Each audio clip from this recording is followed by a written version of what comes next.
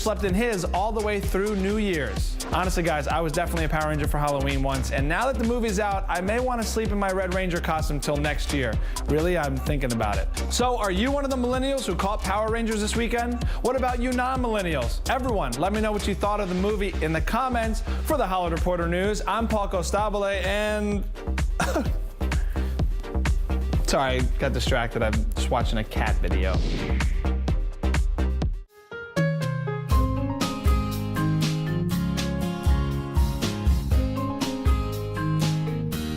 Provocative stories that have changed lives. Insightful interviews with notable figures from the worlds of news, politics, and entertainment. ViuTV6 brings you one of the most esteemed news magazines, ABC News 2020. Sunday night at 9:30 on ViuTV6.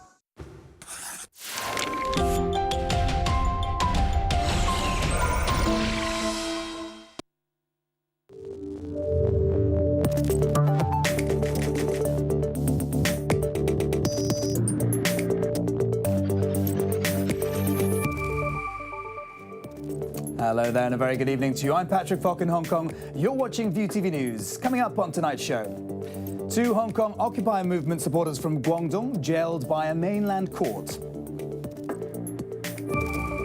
Retired policeman accused of beating bystander during Hong Kong Occupy protests pleads not guilty. And ousted South Korean leader Park Geun-hye begins life behind bars. All right, we begin on the mainland, where 2 activists who supported the Hong Kong Occupy movement have been sentenced in Guangdong for inciting subversion. Former teacher Su Changlan was given 3 years behind bars. She posted messages on social media platform WeChat about the protests when they were taking place in 2014. Freelance writer Chen Chi-tang was sentenced to 4.5 years jail. Chen showed up at the protest and had written articles about human rights. Their lawyer vowed to appeal the ruling, saying the court didn't allow the defense to add responses to the accusations. Well, Britt Clennett joins me now for more on that story. Britt, what's the significance of this all? Well, according to their lawyer, it took just 3 minutes to hand down the sentencing. The judge didn't even ask them if they wanted to appeal, and the defendants had no comment. They had no response to the judge's sentencing. Now, they, of course, accused of inciting subversion of state power.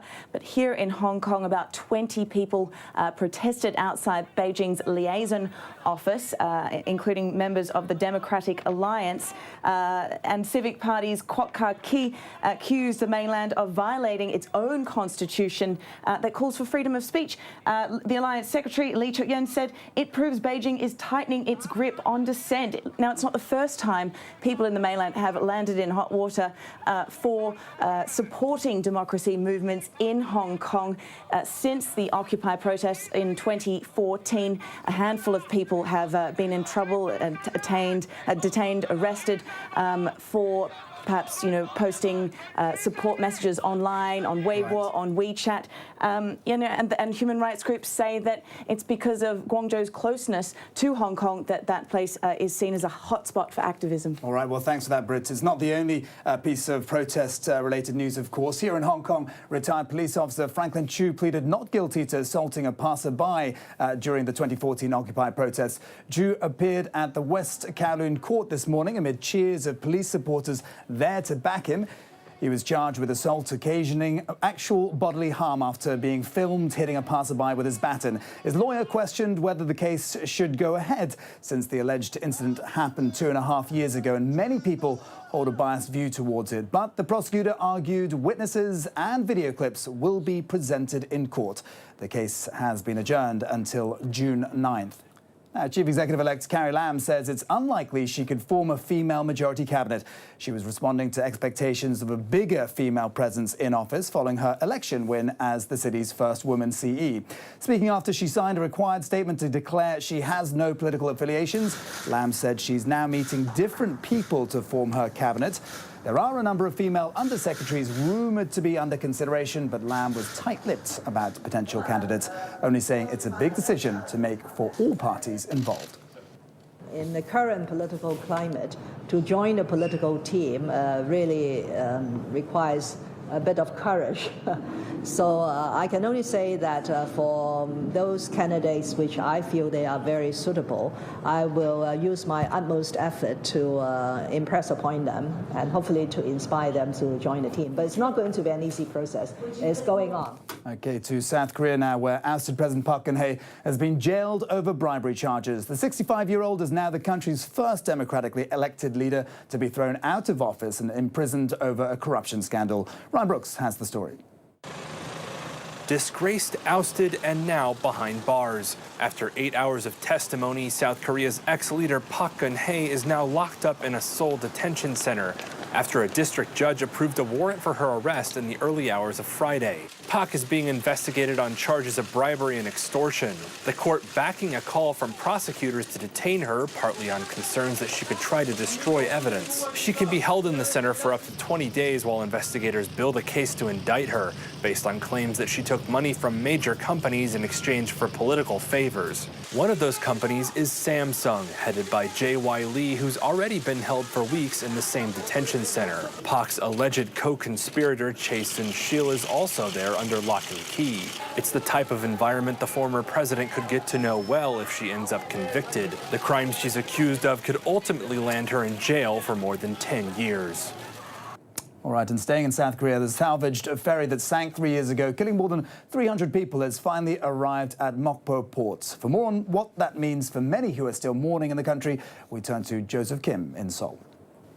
After over 1,000 days, the Seoul ferry made it back to shore since it had tragically sank. 304 lives were lost in the incident, most of whom were teenagers on a school trip. And although it's still uncertain what caused the sinking, many suggest that negligence of public safety and corruption played a major role. The Seoul disaster has been a roller coaster for South Korea, with many initially supporting the victims' families to it becoming a polarized issue, with some feeling that it was affecting the economy. Since then, it has taken 3 years to raise and transport the sunken ship, all of which has happened amid a massive corruption scandal that impeached and has jailed President Park Geun-hye. The Seoul reaching land, however, is very significant as it could provide some closure to one of South Korea's largest maritime disasters in recent history. Still, for the victims' families, the salvage efforts have been another painful experience, with 9 bodies still unaccounted for. Joseph Kim there in Seoul. Now, the body of the estranged half-brother of North Korean leader Kim Jong-un is believed to have been taken back to his homeland. That's after an exchange deal with Kuala Lumpur to release its citizens. Kim Jong-nam's corpse was accompanied by a group of North Korean officials seen here arriving through a VIP gate in Beijing this morning. Relations soured between the two countries since Kim's murder at the Kuala Lumpur International Airport more than a month ago. Malaysian Prime Minister Najib Razak described negotiations which secured the release of its 9 citizens as very sensitive. OK, coming up next, the latest from the world of business with Kimberly Lim.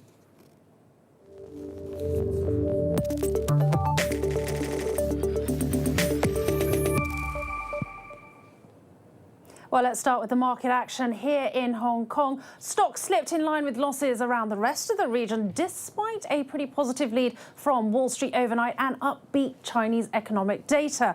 The HSI opened up more or less flat this morning, but ended the session down 0.7% at 24,111 points. Tech shares dragged while there were some steep losses also for gaming picks, with Sands China and Galaxy Entertainment both ending deep in the red. Kunlun Energy led the gainers, rebounding from yesterday's sharp losses after the company took a hit because of lower LNG prices. Now, US President Donald Trump set the tone for a pretty tense first meeting with President Xi Jinping with, yes, you guessed it, pretty stinging tweets. In them, he said the US would no longer tolerate massive trade deficits and job losses. He added that the meeting, expected to center around North Korea and China's ambitions in the South China Sea, would be a very difficult one.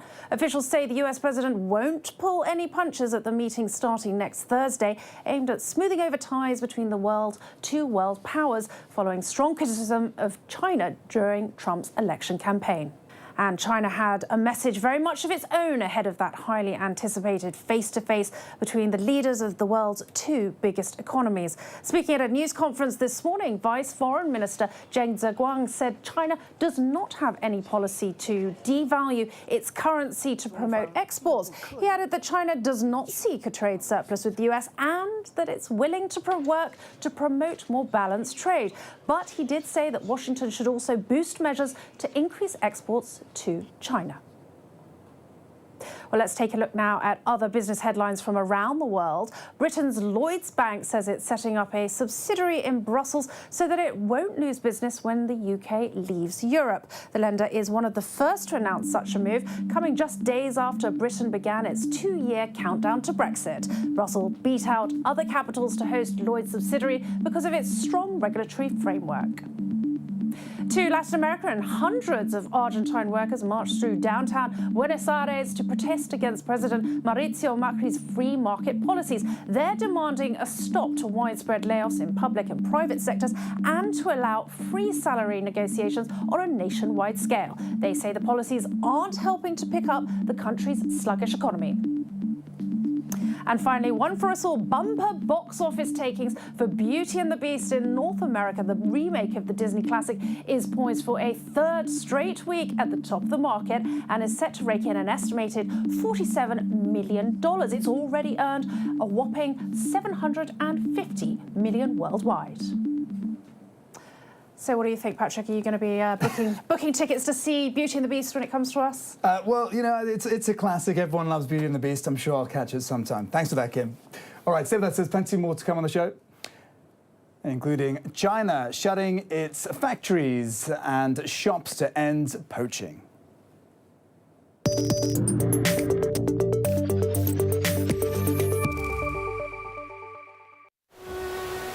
There's a saying that goes, all you need is 6 dots to connect the world. Knowledge comes from curiosity about our planet. Classic is the prized collection of 73 billion people. Art is the soulmate who you've been waiting for. The world is a collective dream. Fall in love with life. Seize the heart-pounding moment. Be a perfect mirror. Stay true to yourself. The world is bigger than you think. See beyond what you see. Channel 96 ViuTV6 Connect the world. 屬於你同屋企人嘅非凡旅程，由呢刻開始，一齊登上國際級海上度假村，盡情投入刺激水上派對，親身感受極上嘅5星級服務，輕鬆嘆盡全球美食，與摯愛一齊欣賞令你目不暇給嘅精彩表演。海洋航行者號、海洋讚禮號從香港雙輪出航，把握限時優惠，立即報名。非凡體驗盡在皇家加勒比。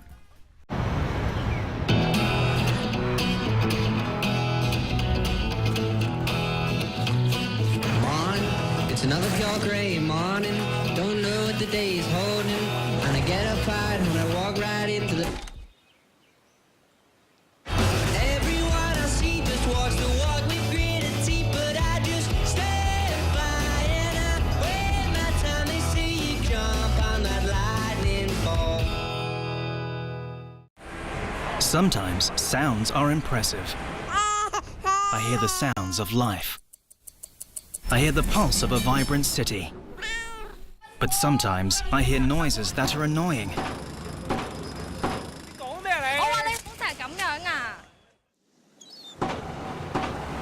Relish and listen with an open heart.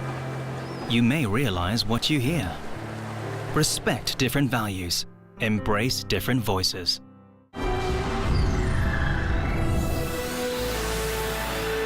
Dream large, live larger. Movie star Vincent Chase, together with his boys and trusty agent, show you how a Hollywood dream comes true. A glamorous journey of comedy, drama, reality, and bromance. Now TV presents HBO Originals, Entourage, Sunday night at 10:30 on ViuTV6.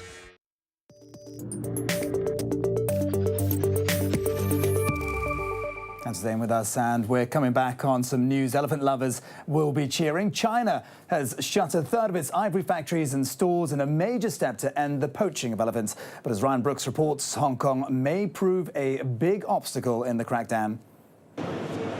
A milestone in the fight to end the ivory trade. China on Friday shutting down a third of its factories and retail stores selling tusks, the first step to an all-out ban by the end of the year. Conservationists say it's a key moment in the war on illegal elephant poaching. But as Reuters' Farah Master reports, there's a major loophole behind the headline. So Hong Kong actually permits certain types of ivory to be imported into the city.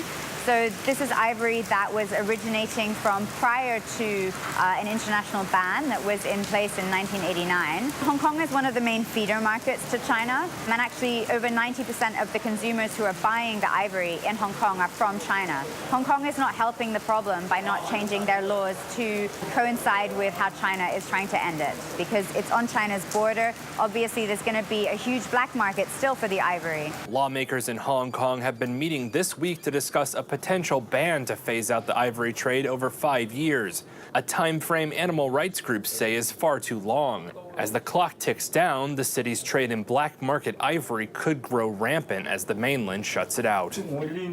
All right, well, joining us for more on that story is Evelina Leung. Evelina, we heard Farah a moment ago say Hong Kong's not really helping the problem. Tell us more about the government proposals. Well, the government proposal, Patrick, includes a 5-year grace period for ivory traders to sell off their remaining stock. And the government also wants to increase the maximum penalty for ivory smuggling from 5 years to 10 years in prison. How are people reacting, you may ask? Well, of course, conservationists say they are happy because the government is finally answering the call to stop the selling of ivory in Hong Kong. However, on the other hand, ivory traders, as expected, they're up in arms. They're not happy with this. They want the grace period to be extended, and they also want the government to compensate them for the ivory stock that they can't sell before the grace period ends. Well, we still don't know how effective it's going to be at the end of the day. Anyway, thank you very much indeed for that, Evelina. Now, in Xinjiang province, a newly appointed Communist Party boss, Chen Chang-kuo, has stepped up security to the point some say it's become draconian. Melanie Ralph reports. Here in Xinjiang, weekly flag-raising ceremonies are required for the mostly Muslim Uyghurs who are asked to denounce religious extremism there. Alarm drills are daily, as are constant document checks for residents. With police kiosks on every corner, security here has stepped up since the violent ethnic riots in 2009. The incidents of attacks reported have declined markedly since, but state media say the threat remains high. With a recent video purportedly by the Islamic State group about planting its flag in China, Beijing is pushing its own war on terror against spreading Islamist extremism. The Chinese government's resolve to safeguard the whole situation and ensure social stability and security of production and people's livelihood is beyond doubt. But human rights groups say Xinjiang's new party boss, Chen Chang-kuo, is taking draconian steps. Since the new party secretary has come into power, it seems like they've doubled down on their strategy of stability above all else, including military force and, troops everywhere, surveillance everywhere, massive new hirings of police. And the pressure is not just on the Uyghurs. Over the past few months, they've apparently issued edicts to ban all sorts of prayer at home, not only for Uyghurs and Muslims, but actually also affecting Christians and even Buddhists. So there's massive restrictions on freedom of religion right now. Ni worries that while the repressive approach could be effective in the short run, there's a risk of it backfiring in the long term. Regional towns along parts of Australia's east coast are rebuilding communities in the wake of tropical cyclone Debbie. Samantha Vardas has the latest. If you've been praying for rain, please stop. That's the message from residents on Australia's east coast, Flash flooding on Friday forcing thousands to flee for a second day. The remnants of Cyclone Debbie being felt as extreme weather sweeps further south. Heavy rainfall has cut off roads, leaving people clinging to roofs in the state of New South Wales. One of the worst hit areas, the city of Lismore, where residents woke to the sound of flood sirens. By daybreak, their town was underwater, making it the worst flood the city's seen in nearly 20 years. 40,000 people have been forced to evacuate to higher ground as water rapidly rises to roof level in some areas. Thousands of schools have been closed, many businesses also shutting up shop until the coast is clear. But not everyone's hunkering down. Extreme sports junkies have been keen to test the waters, some pulling off a bit of engine-powered showboating, others just getting swept aside. Well, from weather chaos to political chaos in Venezuela, where President Nicolas Maduro was branded a dictator after the nation's highest court took power away from Congress. Neighboring governments have denounced the act and called on the socialist president to re-establish a separation of public powers. Here's Conway Gittins with the details. Venezuela plunging further into chaos Thursday, with some calling President Nicolas Maduro's latest actions as nothing short of a coup d'etat. The Supreme Court stripping Congress of its powers, members of the National Assembly clashing with National Guardsmen outside the court, some opposition leaders branding Maduro a dictator, saying the Venezuelan court had dealt the final blows to democracy in the country. Assembly President Julio Borges calling the action nothing less than a government takeover. It is a coup in every possible way. It is a dictatorship, and the entire world needs to help Venezuela right now. Sound the alarm in every democratic nation of the world. Venezuela's Latin American neighbors voicing outrage at what is largely being seen as Maduro's move to seize more power as he grapples with dismal approval ratings brought on by a severe recession, soaring inflation, and acute shortages of food and medicine.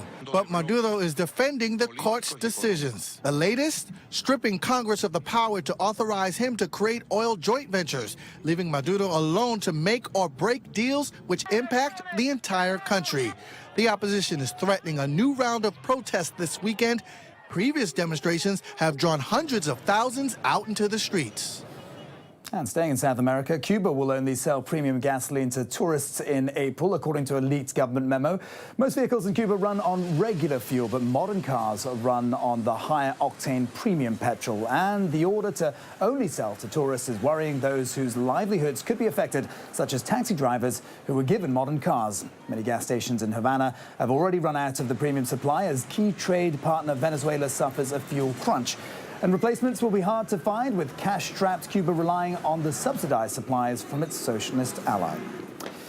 To Atlanta, Georgia, where there were massive traffic jams after a portion of a highway collapsed due to a fire underneath. The massive blaze under the Interstate 85 shut down traffic from several directions. Local media reports say part of the highway collapsed about 45 minutes after the fire started. There were no immediate reports of casualties. It's not clear what was burning under the freeway, though local media cited police as saying it was electrical wiring. OK, time now for a look at the latest from the world of sports.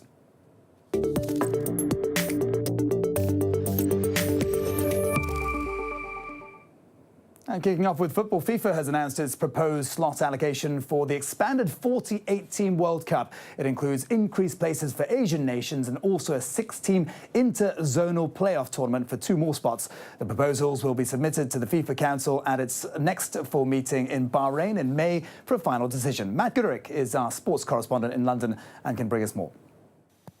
Well, the 48-team tournament will come into effect at the 2026 World Cup, up from the 32 teams that has, of course, been standard for many years now. Why are FIFA doing this? Well, pure and simply to give the game more global appeal. The World Cup has often been accused of being dominated by the traditional powerhouses of Europe and South America. But now other areas of the world will get more of a look in. Under the recommendations, Oceania will be guaranteed a place, for example. Africa will have 9 qualified teams, up from 5. And great news for Asia, who would be given 8 places. That's up from 4 or 5. And that is really no great surprise as the world's football geography shifts, so FIFA has to move with the times. China is the obvious country that springs to mind, plowing huge investment into the beautiful game, of course. They were nowhere near qualifying at the last World Cup. That was in Brazil. But these new rules mean that qualification is now a distinct possibility. And one thing that would certainly capture the imagination of the Chinese public is seeing the national side regularly compete on the global stage.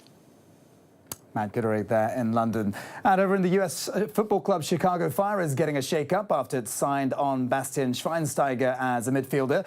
Schweinsteiger spent 13 seasons with Bayern Munich, where he won 8 Bundesliga titles, 7 German Cups and the Champions League in 2013. But his time under Jose Mourinho at Manchester United wasn't so successful, as he was frozen out of the team before making the switch to Chicago. His immediate task is to help lift the team's track records. The Fire finished last in the MLS for the past 2 seasons.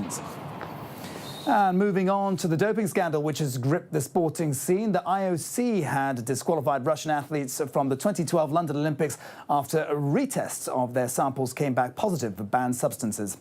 The 4 tested positive for anabolic steroid turinabol, including Victoria Valyukovic, a triple jumper, hammer throwers Golfia Kanafeeva and Maria Bespalova, and weightlifter Kadzimurat Akaev. They will be stripped of their Olympic records, and Valyukovic will have to return a diploma she received for competing in the Olympics. Moving closer to home, and the National Hockey League, or NHL, will host 2 preseason games in China as a run-up to the 2022 Winter Olympics. Come September, Los Angeles Kings and Vancouver Canucks will play exhibition games in Shanghai and Beijing. The NHL is the latest major sports league hoping to tap into the sports-loving Chinese markets following the popularity of European soccer teams and the National Basketball Association. The 2017 NHL China Games represent the formal launch of what we hope will be a long and successful collaboration between our league, our teams, our partners in accelerating the development of hockey in China. We look forward to our first games in China and to a variety of other initiatives that will inspire generations of Chinese players and fans. All right, and that's it for this edition of ViuTV News. Thanks for joining us, and do join us again later on for the Late Show at 11:30. I'm Patrick Falk. You're watching ViuTV News. Bye-bye for now.